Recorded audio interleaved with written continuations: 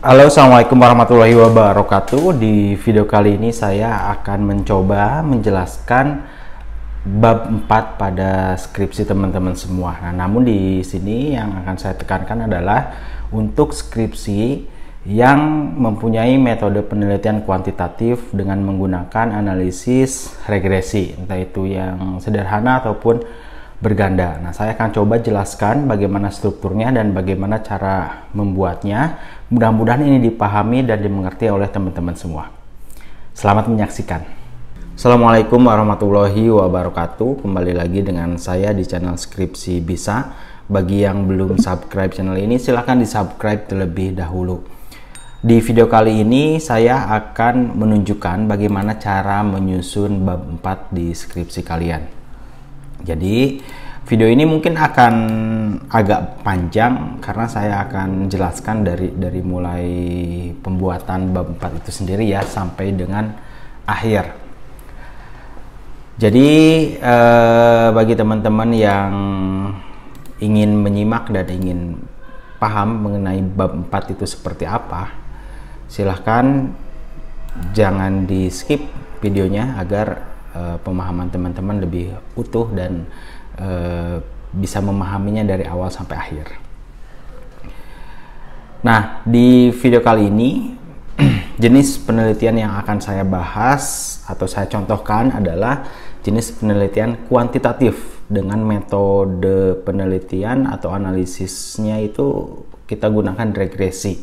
Nah, jadi kalau skripsi teman-teman ini menggunakan metode analisis regresi, entah itu yang sederhana atau berganda, ini cocok sekali bagi teman-teman semua. Nanti di lain kesempatan saya akan menunjukkan bagaimana cara membuat bab 4 untuk jenis penelitian di luar metode penelitian kuantitatif. Ya, bisa komparatif, itu masih kuantitatif, atau bahkan nanti kualitatif. Saya akan jelaskan bagaimana cara membuat bab 4 skripsi. Untuk lebih mudah, saya sudah mempunyai contoh bab 4 ya. Nah, ini adalah contoh bab 4 penelitian. Pada intinya di dalam bab 4 itu ya, itu adalah hasil penelitian dan pembahasan.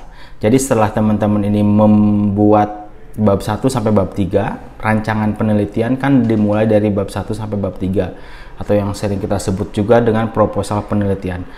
Nah, setelah memang bab 1 bab 3 ini di ACC oleh pembimbing, kemudian teman-teman melakukan penelitian. Nah, hasil dan pembahasannya itu disimpan di bab 4. Ya, jadi bab 4 ini adalah hasil dan pembahasan. Ada 2 poin pertama. Yang pertama ada hasil penelitian dan yang kedua ada pembahasan. Nah, itu yang akan kita buat di bab 4. Di dalam bab 4 ya, ada beberapa hal. Yang pertama, kita bisa lihat gambaran umum ya. Gambaran umum ini terdiri dari profil perusahaan dan profil responden. Kemudian ada analisis deskriptif. Nah, kita menganalisis dan mendeskripsikan variabel-variabel kita dari hasil tabulasi data. Kemudian setelah itu ada uji instrumen, uji validitas, dan uji reliabilitas. Nah, biasanya ada juga kampus yang menyimpan bagian uji instrumen ini di bab 3. Tetapi sebagian pun ada yang menyimpan uji instrumen ini di bab 4. Nah, setelah itu masuk ke uji asumsi klasik. Nah, uji asumsi klasik ini sebagai syarat agar data ini bisa diregresikan. Uji asumsi klasik ini terdiri dari uji normalitas, multikolinearitas, heteroskedastisitas. Ada juga satu lagi adalah autokolerasi, itu tergantung jenis data kita. Kalau data kita adalah time series, berarti kita harus pakai uji autokolerasi. Kalau tidak, cukup 3 ini. Nah, ini ada uji asumsi klasik, kemudian hasil uji regresi linear berganda. Nah, ini uji hipotesis ya, udah mulai masuk ke uji hipotesis. Terus bagian lain adalah uji hipotesis. Nah, ini hasil sampai F ini hasil, kemudian di bagian selanjutnya ada pembahasan. Oke, jadi tahapannya seperti itu. Teman-teman akan gambarkan dulu secara umum dari mulai profil perusahaan atau lokasi penelitian teman-teman semua sampai dengan hasil uji hipotesis. Perlu diketahui ya, jenis penelitian kuantitatif yang saya tunjukkan ini menggunakan instrumen berupa kuesioner, sehingga perlu adanya uji instrumen. Kalau misalnya tidak menggunakan instrumen berupa kuesioner, ini tidak perlu.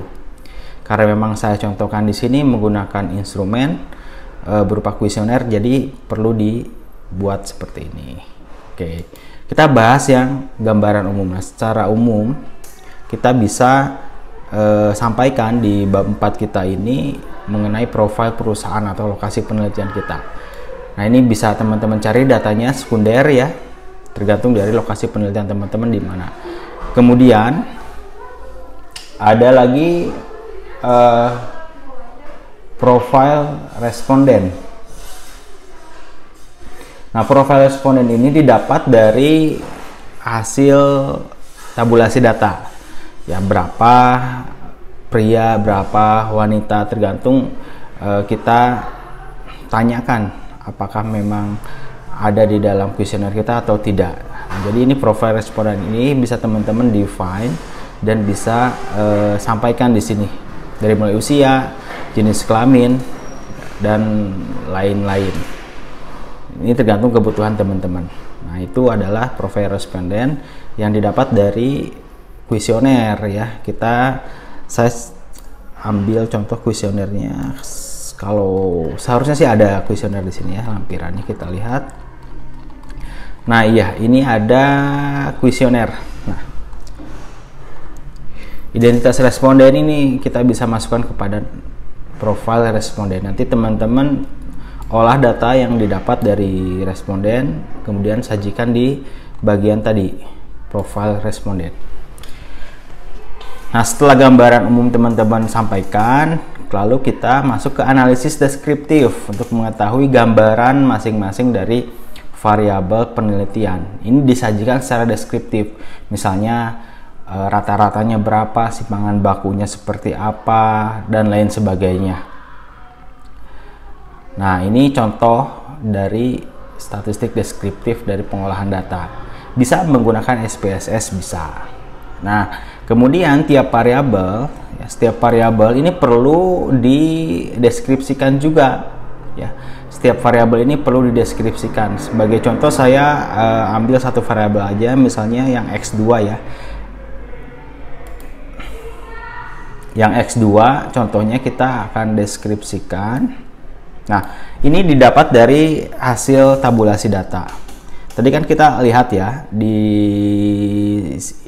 di dalam kuesioner, kita lihat lagi kuesionernya. Kita akan tabulasikan data yang kita dapat sesuai dengan ini ya, jawaban-jawaban responden kita tabulasikan. Saya rasa teman-teman sudah mengerti sampai sini. Nah, di sini kan ada nih, misalnya variabel religiusitas, ada beberapa indikator. Ini indikatornya, ini indikator. Kemudian X2 pun sama. Ini indikator, ada pengetahuan produk. Kemudian ada pengetahuan produk sebagai kumpulan keuntungan. Nah, ini adalah indikator-indikatornya. Kita bisa deskripsikan per indikator dari setiap variabel. Kita bisa deskripsikan per indikator. Nah, contohnya ini indikator pengetahuan produk, kita deskripsikan berdasarkan jawaban dari responden. Nah, kalau ini salah satu contoh bagaimana kita mendeskripsikan jawaban responden ya, mendeskripsikan variabel.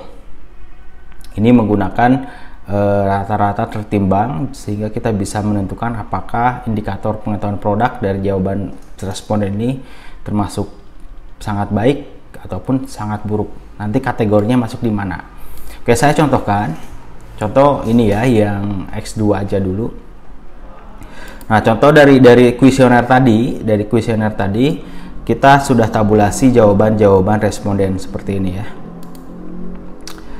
Nah, Kemudian teman-teman semua mulai mendeskripsikan atau menganalisis secara deskriptif hasil ini. Ini kebetulan terdapat 100 responden. Nah, contoh ya, ini item pertanyaan, berarti ini X2 nomor 1 sampai nomor 5 untuk indikator pengetahuan atribut produk. Nah, kalau teman-teman lihat di kuesioner yang tadi saya tunjukkan, untuk pertanyaan 1 sampai 5 di variabel yang kedua itu termasuk kepada indikator pengetahuan atribut produk. Nah, dari sini teman-teman bisa buat tabel semacam ini ya. Skor jawaban 5 sangat setuju sampai dengan 1 ya, karena ini kita pakai skala Likert 5 sampai 1, jadi ini adalah skor jawabannya. Nah, teman-teman rekap dari hasil di sini, hasil tabulasi yang teman-teman lakukan untuk setiap variabel direkap. Misalnya untuk jawaban yang untuk responden yang menjawab sangat setuju atau mendapatkan poin 5 itu ada berapa? Di sini kebetulan ada 33. Kemudian yang jawabannya setuju ada berapa responden, jawabannya biasa ada berapa responden, jawabannya yang kurang setuju sampai dengan sangat setuju ada berapa responden. Teman-teman rekap semua di sini berapa persen. Dari sini kita bisa analisis dan kita bisa deskripsikan seperti apa. Nah, ini mudah cara mengetahuinya, bisa pakai SPSS sehingga kita tahu yang menjawab 5 berapa, yang menjawab 4 berapa, yang menjawab 3 berapa. Atau teman-teman bisa langsung dari Excel.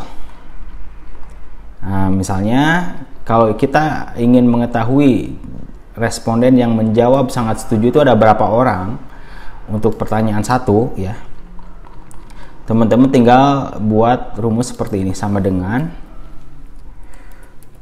count if, count if, kemudian range, kita sort range-nya untuk pernyataan nomor 1, kita sort range-nya berapa, lalu titik koma. Nah, kriterianya berapa? Misalnya 5, kriterianya 5, tutup kurung 33, berarti responden yang menjawab sangat setuju ada 33 orang. Lalu misalnya yang 4 berapa, kita tinggal count if range lagi ya, kita range-nya untuk yang ini.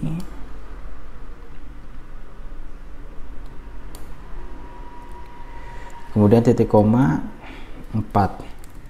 Nah ya, dan seterusnya. Jadi teman-teman bisa pakai rumus ini untuk mengetahui berapa jumlah responden yang menjawab sangat setuju atau sangat tidak setuju. Nah, dari angka-angka yang didapat teman-teman bisa masukkan ke sini.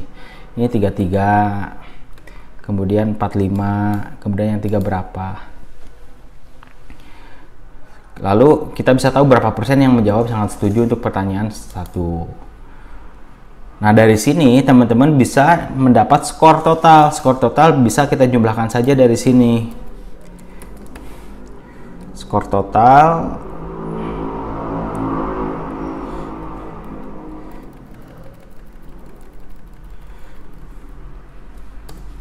nah, 409 kan. Ini skor totalnya 409 didapat dari ini ya, tabulasi data tadi.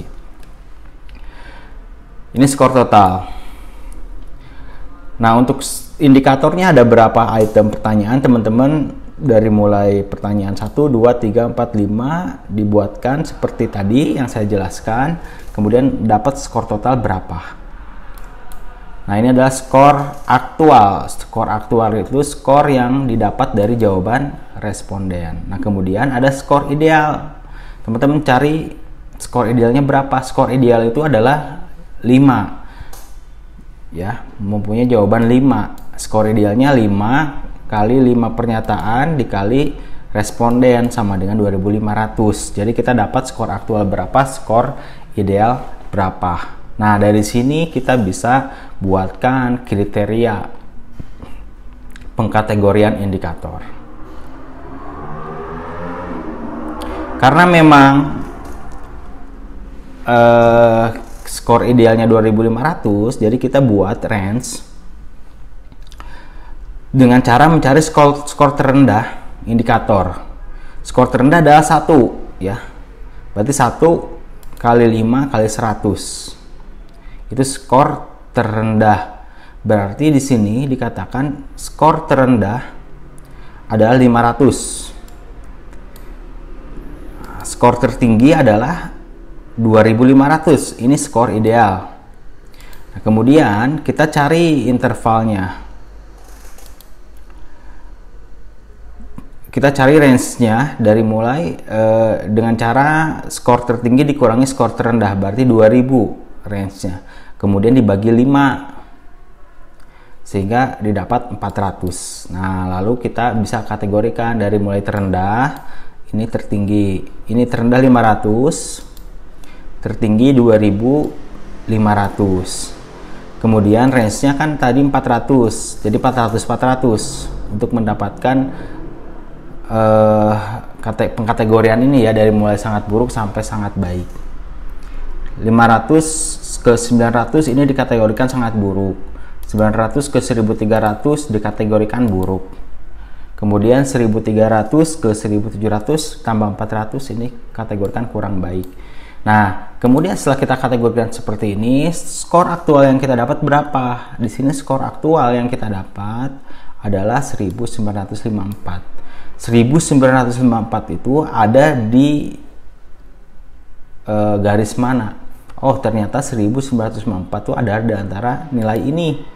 Berarti kategorinya baik. Artinya pengkategorian indikator atribut produk ini sudah baik dari jawaban responden. Nah, itu contoh ya bagaimana kita mendeskripsikan. Ini salah satu alat untuk mendeskripsikan hasil dari tanggapan responden. Nah, skor aktual ataupun skor ideal ini tergantung dari jumlah pernyataannya setiap indikator ya, jadi tidak harus 2500. Contoh lain adalah misalnya ini ada 3 pertanyaan.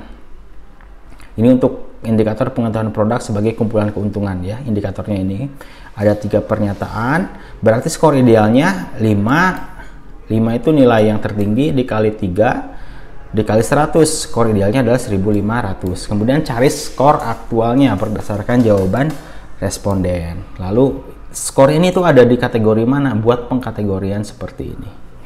Nah, itu adalah contoh bagaimana kita menganalisis deskriptif setiap variabel. Jadi setiap variabel itu kita deskripsikan per indikatornya seperti apa dari jawaban-jawaban responden. Nah, itu bagian analisis deskriptif ya. Selain teman-teman mencari nilai terendah, tertinggi, simpangan baku, rata-rata, dan lain-lain, teman-teman bisa lakukan analisis deskriptif per variabel. Nah, kita divide per indikator. Contohnya itu ya, silahkan teman-teman dipelajari kembali. Nah, kemudian kita lanjut ke bagian bahasan berikutnya ya, adalah uji instrumen. Kita akan lakukan uji instrumen itu adalah uji validitas dan uji reliabilitas. Nah, di sini idealnya melakukan uji instrumen ini sebelum kita sebar ke responden. Artinya kita uji cobakan dulu kepada 30 orang. Ya, minimal 30 orang kita sebarkan instrumen kita untuk diuji cobakan. Kemudian kita uji validitas dan reliabilitasnya. Uji reliabilitas dan validitas ini bisa kita gunakan alat bantu SPSS. Nah, silahkan teman-teman buka link di bawah di deskripsi ya, cara bagaimana melakukan uji instrumen, yaitu dengan mengkorelasikan skor item jawaban dengan total item jawaban. Jadi korelasikan, kemudian dibandingkan R hitung dan R tabel. Kalau misalnya R hitung lebih besar daripada R tabel, maka dikatakan valid. Nah, untuk cara detailnya Untuk pengujian instrumen ini silahkan teman-teman cek di link deskripsi ya videonya. Itu sudah lengkap, saya berikan contoh. Itu uji validitas. Nah, setelah dikatakan instrumen ini valid, ya teman-teman bisa sebar instrumen itu kepada responden, ke 100 responden tadi ya. Jadi ini dilakukan di awal sebetulnya. Setelah kita mendapatkan instrumen, kita uji instrumen itu apakah valid dan reliable. Setelah valid dan reliable, baru kita sebar ke seluruh responden yang 100 tadi. Nah itu ya, itu uji validitas atau uji instrumen ya. Di dalamnya ada uji validitas dan reliabilitas. Kalau uji reliabilitas ini mengukur kehandalan ya, dengan cara membandingkan Cron batch alpha. Kalau misalnya di atas 0,6 maka dikatakan reliable, kalau di bawah 0,6 tidak reliable. Nah ini kebetulan udah valid semuanya ya, semua pernyataannya udah valid, dan uji reliabilitas sudah reliable. Nah ini adalah uji instrumen. Setelah itu lolos, disebar ke 100 orang. Kemudian teman-teman sebelum melakukan uji regresi linear berganda, teman-teman harus memastikan apakah memenuhi asumsi. Maka dari itu harus diuji asumsi klasik. Nah, ada uji normalitas, multikolinearitas, dan heteroskedastisitas. Saya akan tunjukkan bagaimana caranya. Ini mudah sekali ya.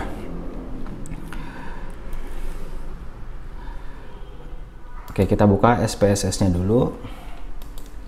Jadi sebetulnya di bab 4 ini bagian termudah. Tinggal kita menyampaikan hasil penelitian kita, kemudian kita narasikan, lalu kita bahas. Oke,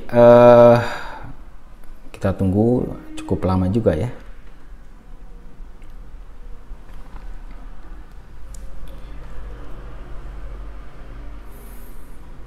Nah, saya akan menunjukkan uji asumsi klasik dengan uji regresi berganda langsung ya. Nanti teman-teman bisa cek kembali video detailnya di tutorial uji asumsi klasik. Oke, sudah terbuka SPSS-nya. Oke, dari kuesioner tadi contoh kita sudah dapat ya, sudah tabulasikan data seperti ini. Ini untuk X1 ada 100, X2 dan Y. Kita akan lakukan uji regresi, tapi sebelumnya kita lakukan uji asumsi klasik terlebih dahulu. Uji asumsi klasik dan uji regresi ini kita bisa sekaligus ya, kita lakukan analisis di SPSS. Seperti biasa, kita akan buat dulu variabel di SPSS kita ini dengan klik variabel view X1, kemudian X2, lalu X3. Oke ya, kita pakai scale. Kalau mau diberikan label silahkan sesuai dengan nama variabelnya, biarin aja lah ya.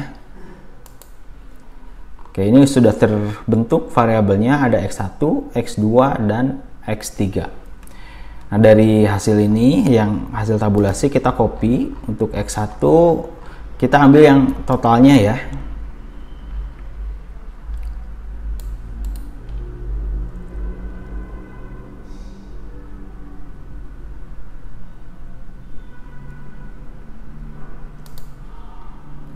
Totalnya kita masukkan, kita paste di sini.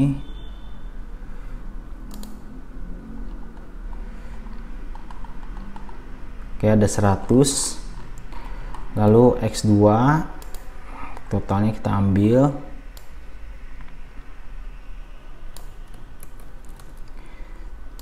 Kita paste, kemudian X3 kita ambil total.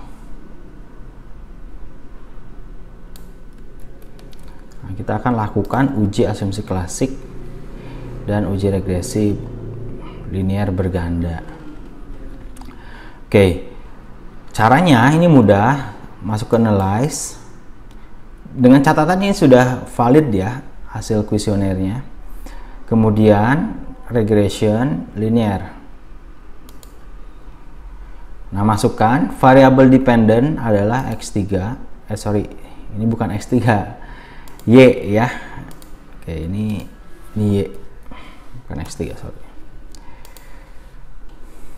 Analyze regression linear. Variabel dependent adalah Y. Tadi salah ya. Salah ketik, harusnya Y. Masukkan ke dependent, kemudian X1 dan X2 masukkan ke independent. Nah, ini sederhana sekali caranya. Masuk ke statistik, collinearity diagnostik, kita checklist, continue, kemudian plot,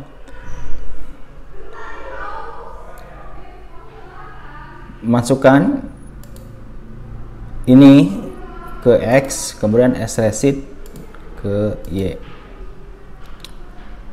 Normal plot kita klik aja untuk uji normalitas. Kalau perlu histogram juga bisa diklik, continue, kemudian klik save. Kita munculkan unstandardized, continue. Oke, ini sudah. Nah, jika sudah, klik OK, maka akan muncul hasil uji regresi berganda berikut dengan uji asumsi klasik. Nah, ini adalah hasilnya. Sudah cukup di sini, tinggal kita masukkan ke Word kita. Nah, uji normalitas kita pakai yang ini, plot. Ya. Nah, ini kita kopikan saja. Yang ini kita kopikan ke sini.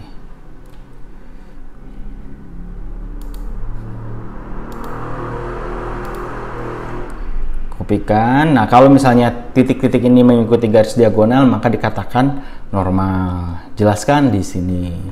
Atau misalnya kita pakai uji Kolmogorov-Smirnov. Nah, tadi kan kita udah klik save. Kalau kita klik save, maka akan muncul nilai residual, unstandardized residual.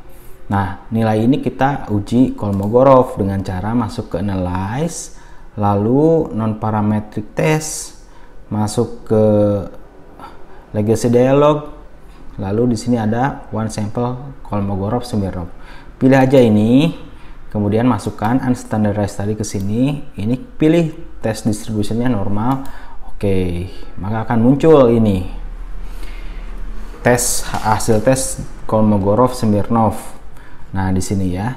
Nah, ketentuannya adalah ketika memang nilai segini lebih besar daripada 0,050 maka dikatakan normal. Ini lebih besar daripada 0,050 maka dikatakan ini sudah berdistribusi normal. Lalu uji multikolinearitas.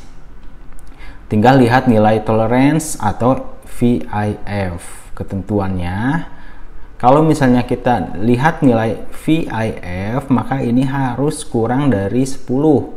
Karena memang ini kurang dari 10, dua-duanya ya, variabel X1 dan X2, maka tidak terjadi multikolinearitas. Kemudian selanjutnya heteroskedastisitas. Nah, kita tinggal copy saja yang plot ini.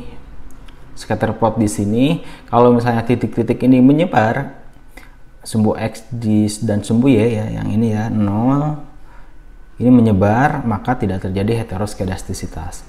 Nah, dari sini data ini didapat dari hasil olah data tadi yang ini. Kita tinggal susun aja di bab 4 kita ya. Kita narasikan seperti apa. Nah, jadi kesimpulannya di sini uji normalitas data berdistribusi normal, uji multikolinearitas tidak terjadi multikolinearitas karena memang dilihat dari nilai ini ya. Kemudian heteroskedastisitas tidak terjadi heteroskedastisitas, artinya bisa dilakukan uji regresi berganda. Nah, maka dari itu kita nggak perlu lagi menguji dengan SPSS karena di sini sudah muncul uji regresinya ya, ada di model summary dan ANOVA juga koefisien. Di tabel ini kita bisa lihat. Nah, kalau misalnya uji F, uji parsial, uji F itu uji simultan secara bersama-sama. Kita bisa lihat di sini ANOVA. Tinggal lihat nilai sig aja apakah lebih besar atau lebih kecil daripada 0,05. Di sini terlihat bahwa nilai signifikansi untuk uji F ini lebih kecil daripada 0,05. Artinya variabel X1 dan X2 ini berpengaruh terhadap variabel Y. Itu uji F. Kalau uji T kita lihat ini ya. Kita lihat nilai sig aja biar lebih mudah ya. Bandingkan dengan 0,05. Karena memang lebih kecil daripada 0,05, maka semuanya ini berpengaruh. Ya, ini 0,01, ini 0,000. Lebih kecil daripada 0,05, maka X1 itu berpengaruh terhadap Y dan X2 berpengaruh terhadap Y. Artinya dari hasil ini, dari hasil uji T, ini berpengaruh. Penjelasannya berpengaruh ya. Atau teman-teman bisa membandingkan T hitung ini dengan T tabel. Silahkan. Ketentuannya cari DK atau DF ya. Nah ini maka religiositas X1 ini berpengaruh signifikan secara parsial. Kemudian pengetahuan juga sama berpengaruh signifikan terhadap minat terhadap Y. Kemudian uji F yang tadi secara simultan ini 0,000 di bawah 0,05, ini pun berpengaruh. X1 dan X2 berpengaruh terhadap Y. Nah ini adalah uji F. Kemudian koefisien determinasi itu bagaimana? Nah tinggal lihat tabel. Koefisien determinasi itu di model summary ini ya. Yang R square-nya 0,4. Yang 0,4 ini atau 45% nih ya. Ini 45% artinya. Atau bisa lihat adjusted R square 44%. Yang lebih ini sih ini ya. Dilihat yang ini. Nah, maka kontribusi variabel X1 dan X2 terhadap Y ini sebesar 44,2%. Sisanya dipengaruhi oleh variabel lain. Itu determinasi. Nah setelah hasilnya teman-teman sampaikan di bab 4, kemudian dibahas kaitannya dengan teori, kaitannya dengan studi lapangan seperti apa teman-teman di sini bahas di pembahasan dan implikasi. Nah begitu cara menyusun bab 4. Secara umum setiap kampus akan sama, namun hanya beda istilah atau misalnya bisa dikatakan uji instrumen di beberapa kampus ada di bab 3, beberapa kampus lagi disampaikan di bab 4. Itu ya sama aja sih sebetulnya ya, cuman beda posisi saja. Nah tinggal teman-teman sampaikan di bab 4 nih bagian termudah menurut saya. Lalu yang tersulit lumayan di sini ya di pembahasan ya. Teman-teman harus benar-benar bersifat analitis dari hasil teori juga hasil observasi lapangan dikait-kaitkan, terus implikasinya bagaimana, harus seperti apa, maka akan muncul simpulan dan saran di sini di bab 5. Begitu ya teman-teman semua, bab 4, cara menyusun bab 4 untuk penelitian kuantitatif yang regresi. Mudah-mudahan bisa dimengerti penjelasan singkat ini dan mudah-mudahan ini bermanfaat bagi teman-teman semua.